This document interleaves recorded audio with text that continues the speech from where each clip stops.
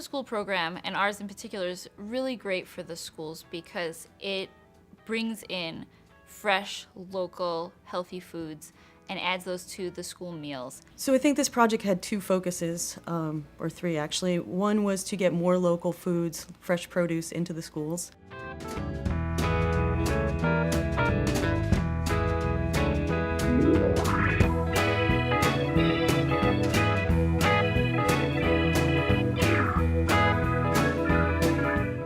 Two was to educate the children and the staff, the faculty about the importance of local foods.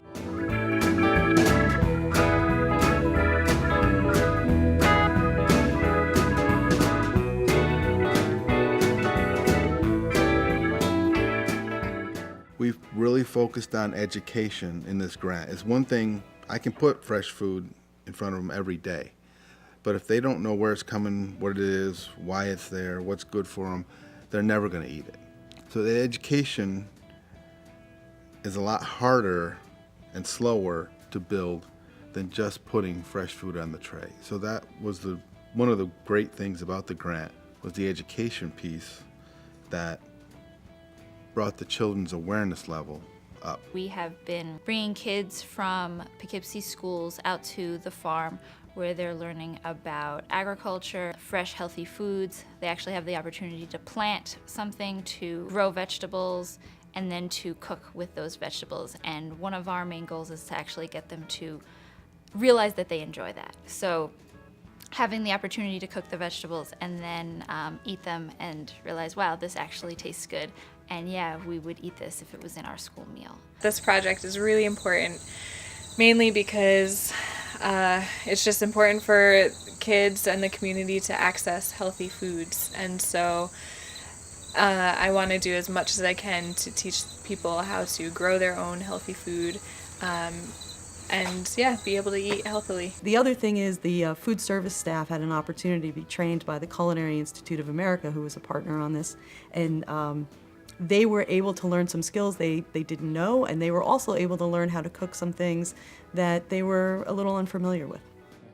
For the Culinary Institute side, my side, is to develop the recipes that we believe the school can then take and sort of sell to the kids as something that they want to eat, they're going to want to eat. So we're taking recipes that, like I said, the brownies, they might have that when they go home tonight.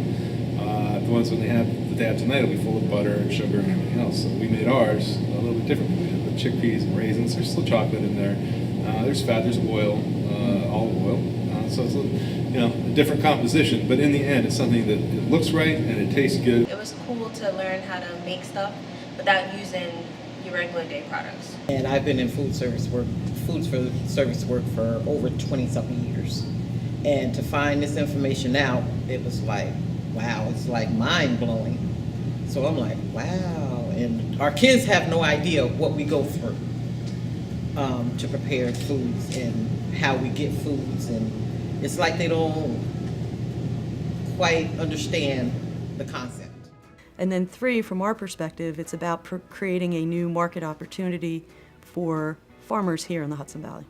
I think the Poughkeepsie Farm is extremely important because we provide local food to the schools and cafeterias, and we are a great way to teach the kids about the importance of local food because a lot of the time they don't get exposure to it, and when they come here they learn about the problems with processed food, and they learn about the importance of eating healthy and composting and growing their own food. I've heard through Al Molnickel, who is the food service director, that the parents, through some of the tasting efforts that we've done, have been very receptive to the use of local foods and are even willing to try it at home. And some of the kids have gone home, the students have gone home and told their parents they very much enjoyed, trying that new kale chip that they had at school that day. So that was a nice bright spot in the program, and one we would hope for would happen. It's really awesome. And if I make it at home like that, would you eat it, or if they made it in school? For newborns, for babies that are just learning to eat whole food or baby food, they say you have to get your kid to taste it 10 or 15 times before they'll develop a taste for it.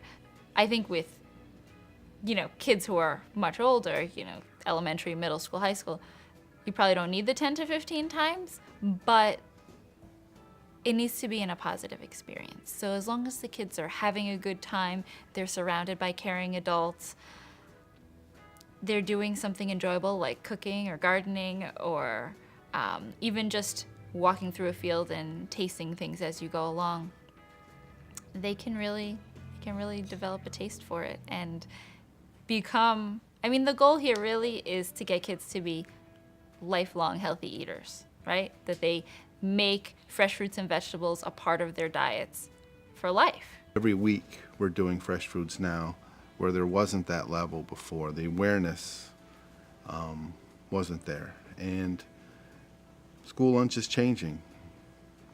And for the better, I hope.